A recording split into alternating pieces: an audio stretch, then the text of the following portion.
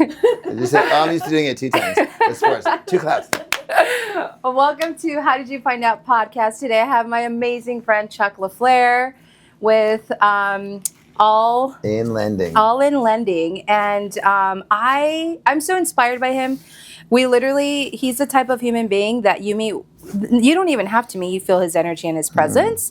And then also you meet him and you're like, oh my God, this is just amazing. He's just an incredible human being. I love his culture, what he's building in that group over there. But most importantly, I want to know who Chuck La Flair is. Okay. I just found out you're from the East Coast. I'm from the East Coast, yes. So what part of the East Coast? I was born in Rockland County, New York, which is very close to what's now the Mario Cuomo Bridge, which is the bridge that takes you over to the Westchester. Yeah, it's really nice. Rockland County is very rocky, to be honest with you. It's kind of built on top of one another. Yeah. But I actually grew up in Orange County, which is a little bit farther north. Okay. More country, kind of like Hill Valley, California, and Back to the Future. Yeah. Just like that. Like you drive into Washingtonville, the village of Washingtonville, and you will drive through it and be out of it like in 3 minutes. Oh my in and gosh. out. It's like really small. Is there a stoplight? There are like 2 stoplights. Wow. Yeah. I love that. One by the shop and stop, and one that's in the middle of the town square, and that's it. Oh my gosh. Yeah, it's really small. So you grew up there all your life? Yep. Moved out to California in 1999. And what brought you out to Cali? Weather is one. I also had some family out here that was here that retired from the Navy from my Jersey cousins. Everyone in New York has cousins in New Jersey. That's just where it is, you know. And then I moved out here for college also. So I came out here, I went to junior college first, then I transferred to UCSD and I finished there. And that was the reason. You know, originally I wanted to be an attorney. That was my goal. I want to be a lawyer. What kind of practice? I didn't really know. I just, at the time, I really didn't have any concept of who I was really just yet, or I just knew I wanted to do something important that I could help people with, you know, and make good money. And I wanted it to be like a really good career, something that was, like, you know, something that would require a lot of me. Right. You know? That was the goal. So I went to school at UCSD for political science, and then I was going to transfer to law school, and then during that summer in between, I kind of shifted gears. So. And you got into sales? Well, what happened was this. I've been going to school nonstop since I was in nursery school. Wow. I had 1 semester off, and it was literally like after my 5th junior college semester in New York, I went 1, 2, 3, 4, 5. I had 6 months off before I moved to California. Anyway, came to California, went to junior college for a year. That was pretty easy. California JCs for me were just pretty piece of cake compared to New York. It wasn't hard. UCSD was a lot of work. So I got kind of tapped out. I'm like, you know, I need to take a semester off. Again, I just need to take 1 quarter off, and I'll just decompress and just get through it. But problem was, at the time, I was also working like 2 jobs. Like I had 2 jobs, and I was going to school. Dang. One job, I actually worked right down the street from here at a company called 1-800-FLY-CHEAP. I did plane reservations.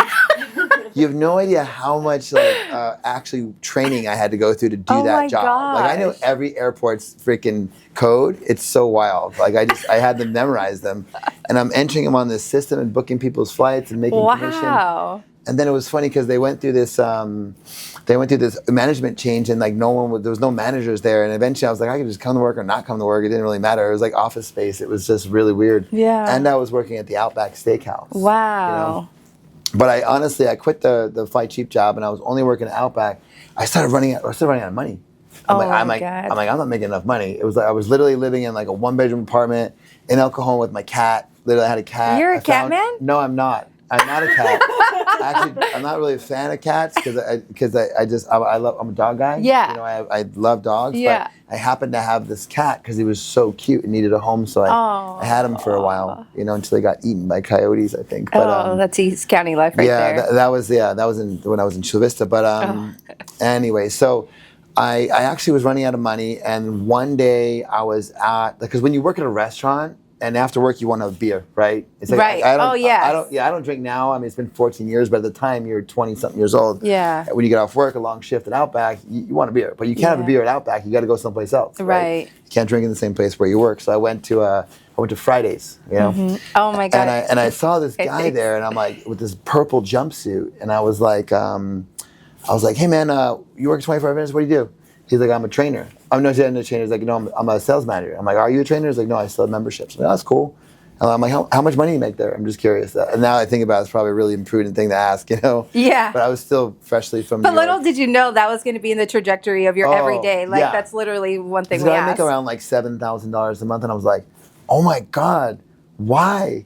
Like, why would you make so much money selling that? Why would you make $7,000 doing that? And he kind of explained it to me. And I was like, holy shit, that's so much money. Yeah. So then the funny thing was, when I worked at Outback, there was a hostess there who was really cool, and her boyfriend would come and pick up like to-go food. And I would always bring it out to him because that was like my job, one of my jobs there, in addition to being a server and kitchen guy and takeaway guy.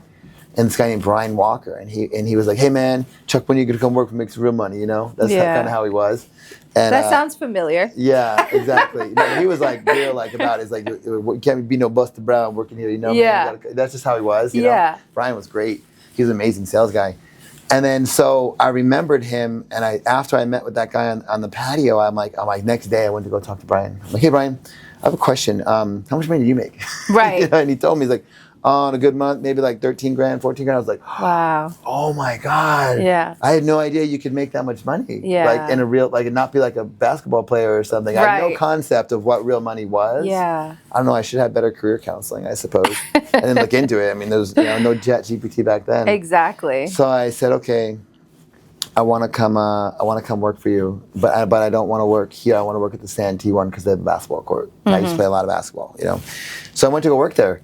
And it was really cool. I mean, I started doing sales and selling gym memberships, and I started learning how to connect with people and take people on tours and do all that stuff. And the first few months was, I didn't get a lot of sales training there, so I would ask a lot of questions. And they would always come out with this like PPR report of all the top people who were selling memberships, you know.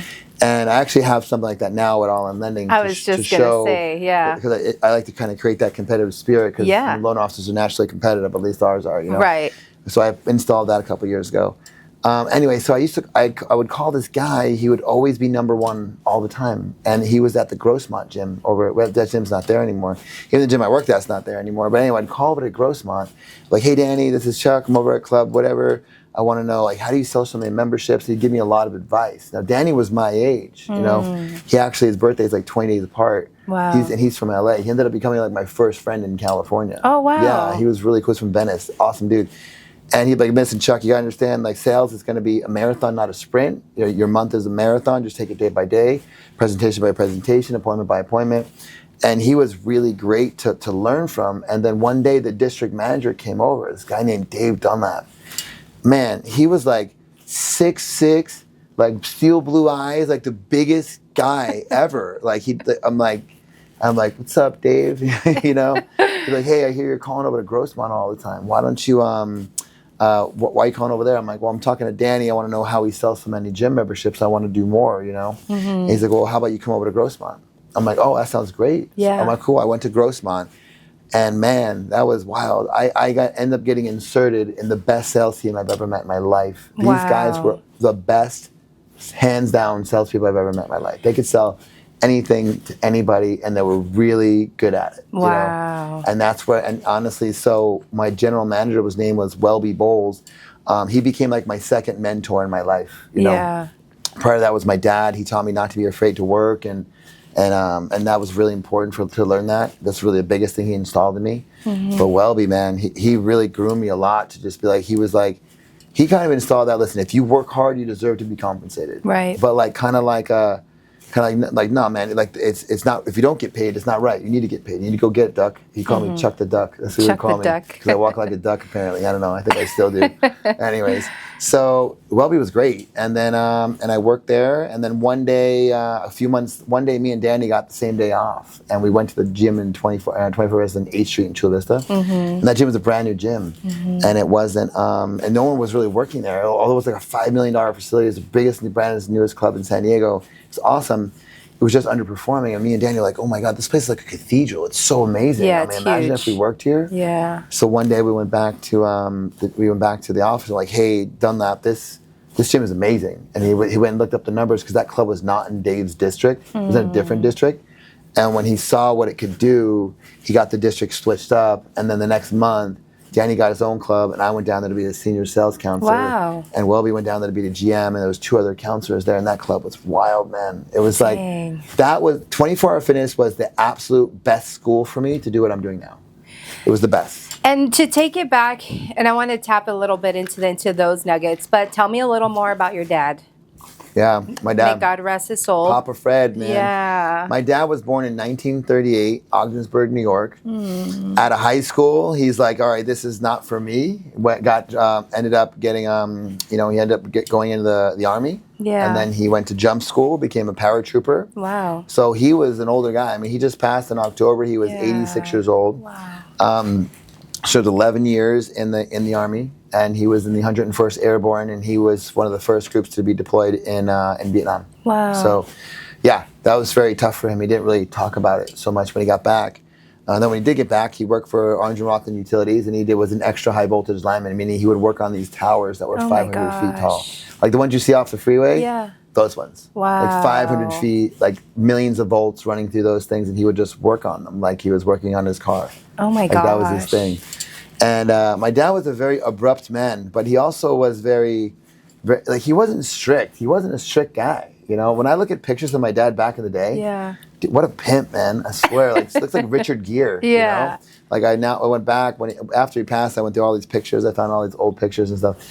My dad was a little older when they had me. My mom is 86. She'll be 87. Actually, she just turned 87. And he was just a model of working hard and doing things the right way. And he was very firm on things, but he wasn't strict. Like, he allowed me the space to do whatever. And he really loved me. I was his guy, you know. And he was tight with my older brother too, but I think for him it was a little difficult. He had gotten married and then divorced early, and then had my half brother, who's my brother. And he loved us both tremendously. But I think that being in the relationship with my mom and him, it was just, I was his little Charlie. Yeah. You know what I mean? Yeah. And he worked his ass off. I mean, for him, it wasn't like suffering. For him, he loved work. Right. He wasn't there, he was at the VFW. He wasn't there, he was at the Knights of Columbus. He wasn't there, he was at the planning board. He was always involved. In fact, when he passed, like, 200 people came to our church in New York, and I'm giving a eulogy. And it was what the funny thing was, when I knew what was happening, I knew on the plane that I wasn't going to be able to speak to me again, because he had fallen into a coma pretty much on a Tuesday morning just before Halloween. And when I got there, on the way there, I was like writing out his eulogy on the plane, like in tears, just writing it out. But I knew I wanted to deliver it a certain way, and I wanted people to focus on how he lived more than the fact that he died, Right. So I wrote that eulogy out, and I tightened it, and then I had a week until his because he ended up passing on Halloween morning, actually. The thing is, he went to a coma on Tuesday, and then I went there, and I went to go talk to him, and I said, Dad, I just want to remind you of a conversation we had 6 years ago. I said, when the time comes and it's time to go, you release and you go. I got this. I'm reminding you. I had my hand on one side of his head, and I was tucking in his ear and stuff. And I know he heard me, And I just kind of sat there, and I'm in the room with him, and I'm like, all right, well, we're really just waiting for him to pass, and because we took him off the ventilator the night before, and expecting him to last a few hours. He ended up lasting like 3 days. Wow. And he's just there, breathing. And I'm like, you got this. You can do this. And then after a while, I'm just like, you're taking a long time. I'm going to get to work. Because I accepted the fact he was going to die, and I want him to have a peaceful passing. Right. And so I just kind of kept working, and all of a sudden it was so weird. Like I had been kind of slower the couple weeks before, but then it was just like boom, like 11 new loans in 3 days. As I'm sitting there, and I'm like, I'm telling him, like, can you slow down? I'm really like, I know you're up there pushing deals over, but I want to be here right now, and I'm getting all these calls, you know. But that was him. He liked work. He wanted me to work. That was his thing. So the week later, we buried him at the Veterans Cemetery in New York, and it was very, very great experience to have him, have that service, because he was such a military guy, And that day, it really shifted a lot for me, to be honest with you. I was talking with my wife about it, and I told her, I said, I feel very different right now. Yeah. I feel as though little Charlie is now no longer. Now it's like I'm the patriarch of the family now. You got to carry that. It's time to go with whatever I'm doing. So I got really intentional when I got back, and I told him, and we have big infrastructure between our escrow company, our real estate team, our lending company, the building, our processing company. We have a lot going on, and I have amazing partners. And I said to them, I said, we're going to be very intentional about what we are doing. And I think, and the speed at which we need to go needs to increase. Right. And they agreed. And I said, I don't think you understand what I'm saying. We need to go faster. We're going too slow. And I got really intentional. And it may cause friction, and I'm fine with that. Right. Because we need to push through. Right. And we did, and we've been on a tear since that day in November, and in December we've just been on it. It's been crazy since then. So what's one of your favorite memories about you and both parents and your dad? Easy, fishing. Really? Yeah, for sure. When I was a kid, my mom is a nervous, worry person. Yeah. She's Pisces crises, dude. Seriously. That's her. She had me really, really late. Yeah. Like, so, and she had 2 miscarriages prior to me, so having me was like a miracle for her. Yeah. Yeah, and then so she didn't want to lose me, and of course, and I ended up moving all to California. So I know. So but she wouldn't let me do anything. She didn't want me to do anything. And so when my dad, like when we were upstate New York, we would go up there for vacations, and like we wouldn't. Like normal people are going to the shore, which I Jersey Shore, which is a great. I did that. Which one did you go to? Wildwood, but that was more like Wildwood, Beach Haven, Spring Lake, those places like that. That was more like junior, senior year places, maybe even sophomore year. But as a kid, it was no, we're going to upstate New York. 8-hour drive to upstate New York. Oh my God. Which I don't understand why it took 8 hours, to be honest with you, because I drove it in 5.5. It's just like, maybe it just felt like 8 hours. I don't know. But we would go up there because that was where my father was from, upstate New York, on the St. Lawrence River, And we would go fishing. And I would always go dock fishing, like right off the dock, because there's so much fish in the St. Lawrence River. Right. You could just fish and catch big fish right off the docks, and that's how I learned how to fish. I can't tie anything anymore, and I still would need him to do that for me. But And then the first time I went out on a boat and was fishing, I'm like, oh my God, I'm on a boat. It was so cool. First time I had pepperoni, stuff like that, all kinds. You know what I mean? It was just like all these new things. I was like 10 years old, But definitely fishing on the St. Lawrence River was absolute best memories ever, And was there something particular that sticks out to you while you learned how to fish that he told you? It's just having them there, Yeah. you know what I mean?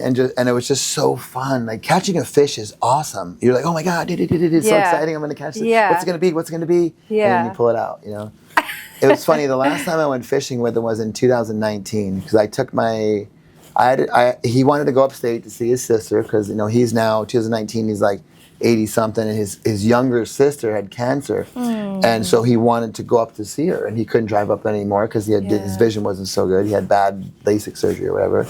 So I drove them all the way up there, and I took my kids with me. I have twins, so my kids are identical, or they're identical. Really? No, I'm sorry, not identical. Fraternal, boy and a girl. Yeah. She's a twin. Oh, are you? Yeah. With a boy and a girl? Girl and girl. Okay, cool. Yeah, we have a boy and a girl. So Carlo is at Washington State right now, although I think he might be transferring to Oregon. And Giselle goes to school in Mexico in Mérida. Wow. Yeah, they're very different. But so this is 2019. We're in 26. So that's like what? How many years ago? 7 years ago? Oh my God, it's 7 years ago. I know. So I took them up there. So they're only like they were younger at that point. And we went fishing with my dad. Now the funny thing was the Ogdensburg docks got blown out, so they weren't really there anymore. So we went to someplace else to go fishing. So it's me, it's Carlo, and Giselle wasn't really doing it, but we're fishing. I remember I'm like, all right, cool, I got this. I got my first fish, Dad. I got the first one. Let's go. Because now I'm older, I'm more confident. Yeah. I'm the master now. This and that, da-da-da. And he's just like, it's so funny. Like fishing with him would make me such a young kid. Yeah. And that day I felt like a kid fishing with him. Well, I think that's the cool part is that you talk about how your dad, instilled like hard work and all that. And there's something about fish. I've never fished in my life. Oh, it's so fun. But I think of Freshwater. it like outside looking in, it's like you're with the man that's teaching you about hard work and he's teaching you how to fish. And that goes hand in hand with like what you do now. He was just like, and dude, we're like fishing and I'm catching 1 fish, 2 fish, 3 fish, but they were like little, tiny little, I'm not even sure. I think they were the fish that other fish eat. You know? Anyway, and then all of a sudden, boom, off a dock, he like rolls in like a 24-inch northern pike. Oh my gosh. I'm like, dude, man, always gets me, man. How do you... Always, damn, dude. It was funny because I got this great picture of it. Yeah. And I'm trying to get my dad to like smile for the camera, and he's just doing his thing. Yeah, I know, but whatever. He's like, he's gonna do things on his terms. So he did everything on his terms. Even dying, he did on his terms. Because he waited until Halloween morning, because the 30th was my parents' 49th anniversary. Oh. So he waited until that day and then passed. Wow. I think that's why he was waiting. Yeah. He's something else. That guy, Fred, man. Oh my gosh. Fred. Papa Fred. I got Yeah. called from everybody. Really? Everyone I knew called me on that one. Oh They my all knew him. gosh. Even people that didn't know him were all upset and crying and all this stuff. Yeah. And yeah, so that's Papa Fred. I feel him very, very present in my life every day. Every day. Well, Yeah. I think that's a big thing is about being intentional. And I've always, even from the time we met, I've always felt, I'm like, God, how do you handle literally everything? I mean, let's first by talk design. about like your wife. Like Yep. she is like your main bone. Like she Yeah. supports you in everything. I see her Yep. everywhere with you, which I think Yep. is so important. So how did you meet your wife? She was my coach. No actually. way. Yeah, I'll be honest. It was like the first 10 years of my career as a loan officer was very different than who you see here. I could. You ever see the show Entourage? Yeah. I was Ari Gold. Oh, wow. Yeah, that's not good. So it was like I was super stressed all the time, Yeah. putting out fires nonstop, and the mortgage industry was crazy at that time. Yeah. Everything was changing all the time. All the time. And business didn't slow down because its rates were really low. I mean, it was Right. just so it was nonstop. So those were $100 million years, literally Right. every year. Like I wouldn't even try, Right. but it was stressful. Right. It was just not as like the broker world is so much streamlined now. It wasn't then. No. It was. Yeah, I we were agree still with like that. sending physical packages in boxes. Yeah, remember the TBS? What was it? TBS? The TPS boxes? Yes. Oh my God. Oh It was my like, gosh. You're literally sending the physical file. And then like you would literally have to fax everything in, and then it would Faxing. like stop faxing. It was just like horrible. Imagine faxing 300 pages to No get a way. deal in. It was just not. It was oh my insane. God, that was insane. Yeah. But I got to the point where I didn't even want to do it anymore because I was so stressed all the time. That's when I started coaching. Really? I coached with her for 3 years, right? And then after I gotten separated from my wife, then I reconnected with her after, and then that's when we came together, and it just seemed to Wow. match. You know, Yeah. Grace is an amazing women entrepreneur. She absolutely supports women, and she's a consultant and works all over South America and Mexico and San Diego, Los Angeles, Miami. So she's all over the place, and she just helps people really. She can really kind of see in and see what the issue is and people need to do, and she's a very challenging person. Like she'll challenge you. That's like amazing. And that's why I grew so much as a leader. Yeah. And I mean, I listen to everything she says, and I mean, a lot of times she'll give me one little sentence. I'm like, oh, I'm going to use that, and it's like, stop plagiarizing me. I'm like, I copywrote that. I have to give her credit. Because she'll see it on social media, or I'll say something in on a training, and it'll be on social. I'll come home and she'll be like, really? We just talked about that. Literally, are you serious? Give me some credit. Yeah. Yeah. I'm like, okay. Now I give her like credits or whatever. Yeah, good. But she's amazing. Yeah, seriously. She can see right into everyone and everything and really see where things are going, and I've gotten like that too. I think that's really important too in any business. It's like even when I met Emily, like we met on Zoom, it wasn't, I realized like she was also interviewing me to see if we were going to be a match, working together. Yeah. But I think, it was like mutual, but the same thing for like your wife, because there's a lot of sketchy people in this industry. And when you have a second set of eyes, I can see right through You can somebody. see right away. Oh my gosh. She speaks energy. Yes. So she understands energy. Yeah. Like she can walk right into a room and just pick it up. Yeah. Intuitively knows. Oh no. She's like, her antennas are just always on. It's wild. Oh my god. And she's always right about that type of stuff. Yeah. Oh my God. And you tell her when she's right? Yeah. I'm like, Okay. oh, you're right. 100%. You got this. Yep. The funny thing is, though, is that the nature of this business is you are going to end up working with people whose energy is not where it really needs to be. And that's just the reality of where it's at. I mean, evolving your energy is a process. It takes time. Right. I mean, my energy was so off until I met her. Right. You know what I mean? Yeah. It was just it was erratic. It was all over the place. It was wild, And that burnout is very real. And aside from working and getting coached by her, what else do you feel like helped get you out of that? I know exactly what it was. So in 2015, Carlo is 7 years old. And he comes to me, he's like, Dad, I want to play football. I'm like, cool, let's go. I love football, I'll sign you up. I waited my whole life for my kids to come, especially his son, and I knew he was going to play football. Yeah. Because I love football. Right. Which is ridiculous, because actually, I played basketball growing up. I played only 2 years of football in high school, but I loved football anyway. And San Diego is more of or youth. It was a bigger on football than it was on basketball. Yeah. It's just, I don't know. It just seems like that. And then so he's like, I want to play football. I'm like, okay, I'll go sign you up. So I go sign him up at East Lake Panthers, and I'm there at the parent meeting. I'm like halfway listening, because I'm on the phone. Like, hey, Mr. La Flair, do you think you could coach? And I was like, do you think I could coach what? They're like, yeah. Like, do you think I could coach youth football? You want me to coach their? No, I don't have time for that. There's no way I could do that. I have like 30 loans a month in my pipeline. No way. I got to go anyway. When is this over? You know? And then they're like, well, we're going to go over some other stuff. They talked about concussions, and they started talking about concussions for kids. And that was when concussions first started to become more of a thing. I mean, they were always the thing, but they were becoming more awareness. Yeah. I'm like, oh, wait a minute. I slowed down. I got off the phone. I'm paying attention, thinking to myself, he can get a concussion. He only weighs like 50 pounds. Yeah. Like, yeah, you can get a concussion at 50 pounds. I was like, ooh, maybe I should be a coach then. Maybe I'll just be the cone guy. The guy that sets up the cones. Because I really had no time or inclination of wanting to learn about it and how to do it. I never coached football before. I just watched it, And I swear to God, 1 year into it, it was like the movie Kicking and Screaming with Will Ferrell. How I became Mike Ditka. All of a sudden, I knew everything about coaching. I was literally at practice all the time, early. I was 2 hours early, 2 hours later, watching film, breaking down film for other teams. We were so good defensively just because of that. It was like, I ended up coaching them 15, 16, 17, 18, and 19. Wow. I coached them all those years, and so much went into it. And we had a lot of success. I mean, like East Lake kids are more baseball kids. They really are. They're amazing at baseball. But our team was fast. We would play against all these teams and we'd beat them because we had better strategy. But for me personally, it was more, I enjoyed being there more than I wanted to be in the office. I got to the point where I almost considered like, maybe I could stop being a loan officer. I could quit doing this because it was still stressful. Wow. Even though I was coaching, I'm like, I don't even want to do this anymore. This is not fun. What I want to do though is I want to coach. I like coaching. I had no one to coach because I was in a small company. Anyway, so coaching football for me was the most joyous thing I was doing. It brought me so much joy when we would win, and I'd be so bummed when we would lose. But it would just be, I just felt that kind of warrior spirit in me. I wanted to do it.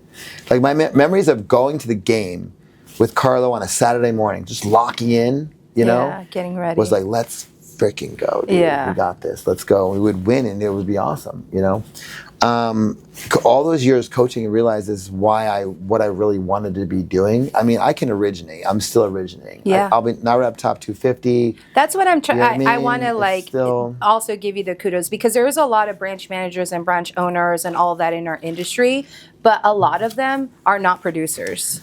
And you are. I don't believe in managers. I believe in leaders. You need to be a leader. And I resonate with that. So the reason why I'm in production, and I had this conversation, right, with my partners really like, we want to grow. It's important to grow. You got to get out of production. You got to get production. I'm like, that works for you. That does not work here. This is different. No, it's the same. No, it's not. So I'm not really big on managers. I'm big on leaders. Right? And when I told my partners, I said, being not in production will slow us down as a company. No, you'll have more time to develop and train and attract. I'm like, I disagree. I will not get into conversations with high-producing loan officers if I'm not in production, because why would they meet with me? If I'm doing no production, or maybe I did production in like 2010, they're going to listen to me? No, man. Loan officers are smart. They understand that if you're not in production now, you will not understand me. And the reality is, especially once you start getting once someone starts hitting like $30 million a year, which is a good number, then they start to know everything. And they sometimes can kind of become uncoachable. Because they start going through stress and this and that. I know that loan officers, once they literally hit like 5 loans a month, a lot of the times, they're at their cap. They need to be shown how to scale. Which means taking all the control that they had over their transaction. And now the only way they're going to grow is if they let go of the control and start passing things off to someone else. Like a pipeline manager or a loan assistant. And how do they let go of the control they don't trust? Because they just got the business. How am I going to let go? I'm scared. And that's why they get so control. And those guys are only going to listen if I'm in production. So that was one thing. I was actually on a panel back in November, literally right when I got back from New York, right a week after I buried my dad. I was in a panel in Ontario. One of our growth leaders on the real estate side, Robert Cedeno, has this big event every year called Thrive Not Survive. And he puts a great panel together and a lot of other people, and I was on there with other team leaders, and I was super excited to be up there. I was up there with Justin Ty from Real, great leader, and Christian Stubbs from Onyx, and he was amazing to be on the panel with them. And I didn't really, I saw the questions, but they didn't ask me any of the questions that I thought. And they asked me one question, said, "Hey Chuck, you're the only team leader that's still in production. And your team is doing like, $700 million a year, but you're still in production." Huge numbers, yeah. Yeah, and it's like, why are you still in production? What is the whole, like, the mindset there? And when do you get out of production? And I didn't really know what to answer. I said, I'm actually just trying to set the bar, because I don't know in this market where the bar should be set.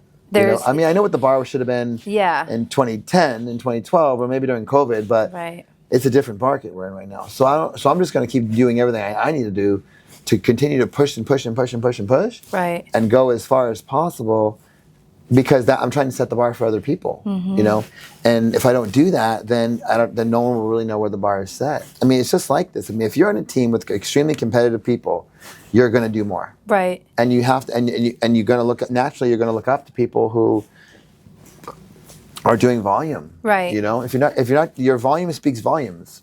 I was sitting at an open house with one of my agents, and one of your newer people came on board, and she's like freshly licensed. Who was it?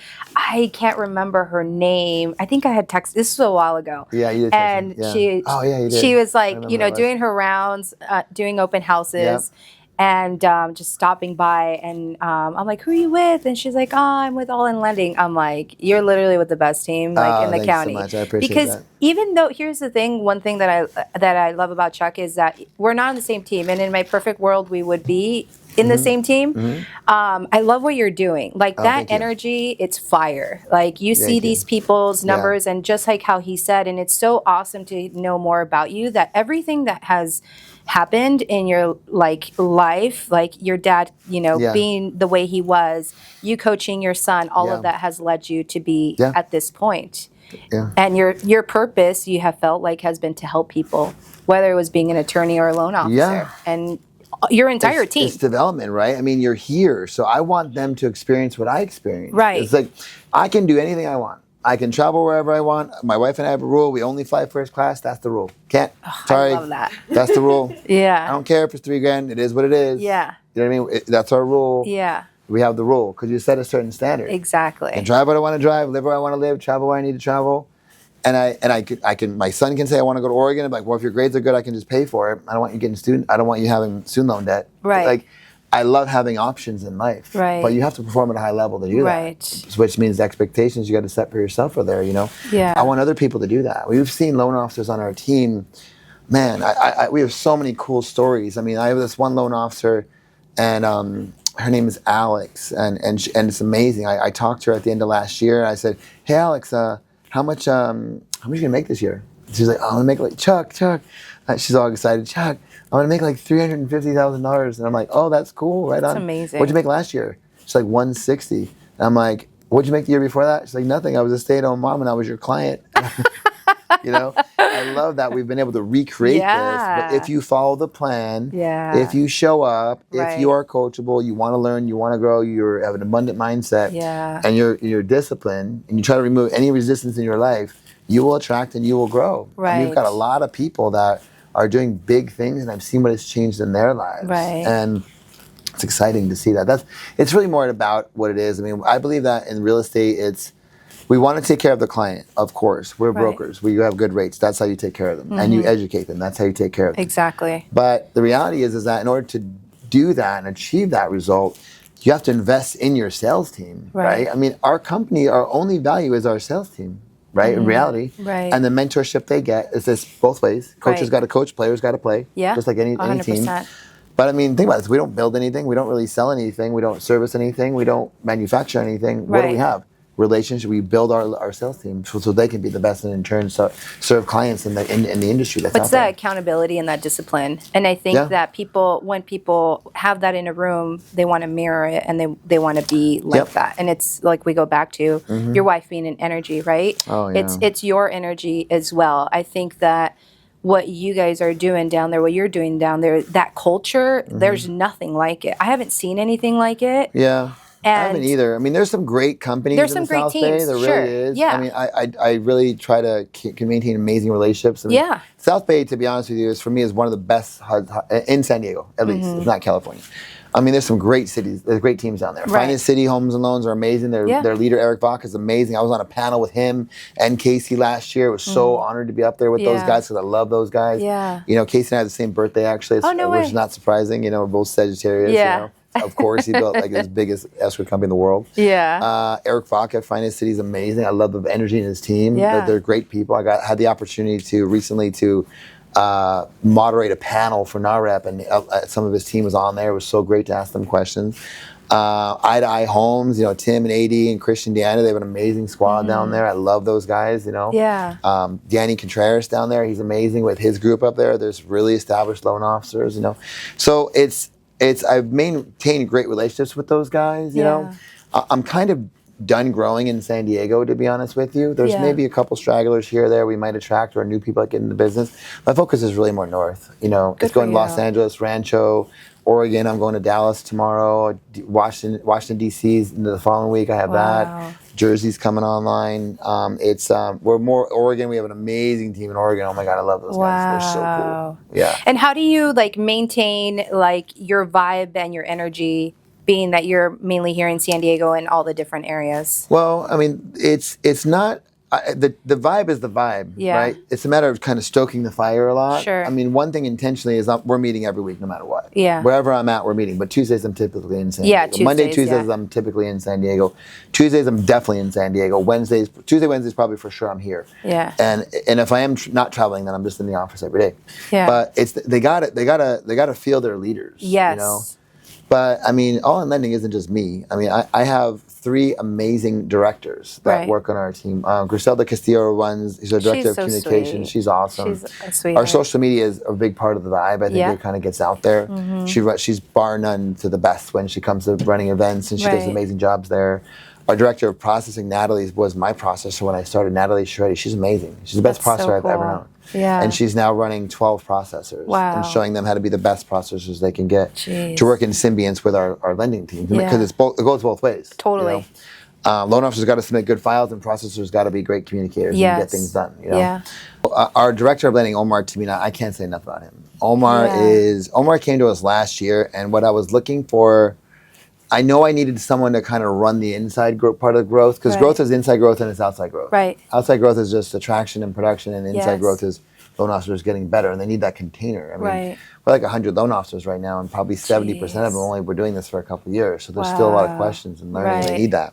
And I want to make sure that anyone that's here receives what they need to receive. You know, the worst thing a person who wants to produce can get is not the answers that they need. You know, they got to be there. So I literally was thinking to myself, okay, how am I going to find someone that knows what I know, who's strong enough to lead our high D loan officers that we have? Because we have some dynamic people who is on it and is very knowledgeable and can mentor and train and give people thought processes, who can really coach them. Right. And is not in production. How am I going to find someone like that? Yeah. You know? And then I saw a post of Omar. He was in Paris with his wife because he'd take one vacation a year. And I'm like, oh my God, Omar. It's got to be Omar. Like when I saw him, my heart like jumped out of my chest. I'm like, that's it. It's him. Gosh. It has to be him. Yeah. I'm set on it. It has to be him. And I didn't even talk to him. I didn't even know him. You don't even know if he wants to come on board. I met him one time, like 3 years ago. He happened to come by the office. And I talked to him, and then the only other 2 conversations I had with him was about trying to get his kids to go to Cathedral, because his kids are like phenom basketball players. One goes to Francis Parker, the other one goes to Victory Christian. They just played each other in CAF, and then they went to the state regionals. Wow. Anyway, he's so into their, and that's what attracted me to him, because all he posted was about at the day-to-day monotonous shit with his kids on fucking, on like freaking basketball. You know what I mean? Cut that. No, you're good. It's like fine. Like every shot, every practice, every drill, he's filming and filming and filming. I'm like, that's who I need, because he's coach dad. Yeah. You know? So I messaged him. I said, hey, Omar, I'm not sure if you're in town or back yet. I'd love to sit down with you about an opportunity. It's not about doing $500 million in San Diego anymore. It's about doing something at a much national level because we're licensed in 30 states and we have relationships all over the place now. So we're only place to go is to grow outside, bring what we're doing to other areas of the country. It's going well. But I needed someone that was going to be strong. And when I met with him and he told me his story again, how he actually led a team of 70 loan officers before. He got in the business, same reason I got in the business at the time. He actually got in because his cousin was making a ton of money in New York. He went there, learned how to do it, came back and opened up his own branch and had and what really struck me, why I really wanted him was there was the company, this is during the financial crisis, the company he was the parent company stopped sending the commission checks. Oh my gosh. And people were owed like $300,000-400,000 in commissions. I know the feeling. That happens. Yeah, it happened. And then him and his wife, and because his wife is an amazing loan officer, Selena Tamina, she's awesome. Really, she worked for Finance City. She runs she's one of their main loan officers over there, runs the East Lake branch, and they paid their loan officers anyway, out of their own money. Wow. I'm like, wow, you're an amazing human. And you've coached this many people before. And it was funny because he wasn't looking for the role, but I brought him the opportunity. Kind of like how you weren't looking for the role. I wasn't looking for the coaching role. Yeah, exactly. That's crazy. And I needed a really strong person to be my right hand, And now I got a right hand, a left hand, another right hand, and I got great people that help us do what we're doing. And it was funny because I remember Selena said to me, "How did you know?" I'm like, she's like, "I know you're very intuitive, Chuck, but how did you know he would be great at this?" I'm like, I just know. It just Coach Dad. He's Coach Dad. Yeah. That's what I said. I'm like, he's Coach Dad. Yeah. I'm good at developing people based on what their mindset is, more than who they are. Right. Right. And I've had loan officers want to come to the team that are doing a ton of volume. I'd be like, no. Yeah. But Omar was a key piece. He's been a key piece to our growth because he's day in and day out just on it. Yeah. And all of our directors work extremely hard. That's awesome. Natalie works her heart out. Grease works her heart out. Everyone works a ton of hours to make what we're happen. So it's not possible for me to do this without them. Of course. Yeah. No, it for sure takes a village. Now looking back, knowing everything that you've lived, growing up in New York, coming to California, working at Outback, everything.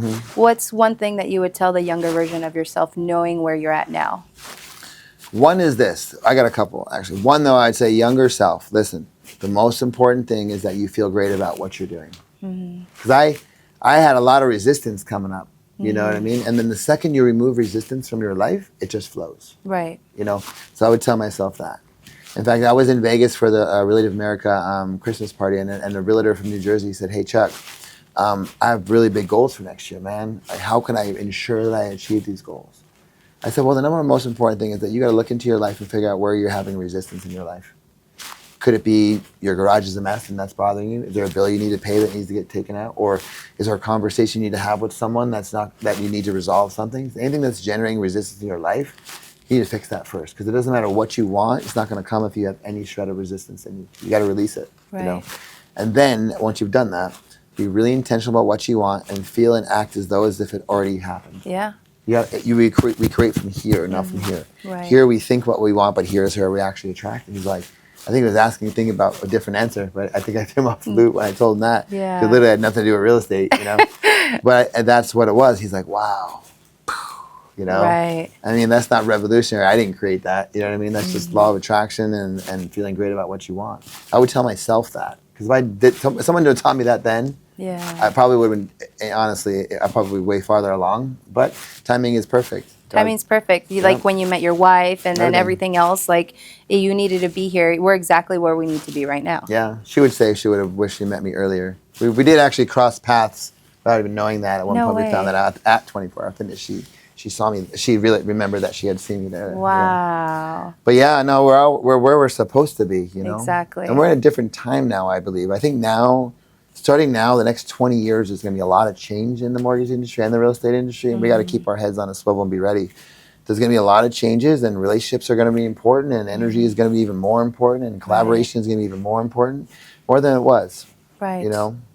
Structure was important in the previous 20 years, and all that's good, but we have to be open to change because change is coming. Well, there's always somebody hungrier. That's Oh, the thing. 100%. Yeah. Yeah. And closed mouths don't get fed. No. You know, and that's I just want to thank you for coming and Absolutely. I'm bringing your honored to come. I energy love and panels. I love yes. podcasts. I love that. Yeah. I got a bunch of speaking stuff coming up too. I used to be so afraid to do this stuff. Yeah. But now I'm like, no, now everybody I love wants it. to hear. Everybody wants to Yeah. know I guess fun. who I'm Chuck La honored. Flair is, you know? That's so funny. Such an interesting name, I think. Chuck La Flair. Who's Chuck La Flair? No, honestly, I think San Diego is an amazing real estate market. There's such amazing people There's here. so much opportunity out There's there. so much opportunity. There's amazing people. There's amazing agents, amazing loan officers. It's fun. So, Yeah. Well, cool. thank you for You got coming. it. And thank you to Coastal Key Capital for sponsoring this Yes. episode. And we'll catch you next time.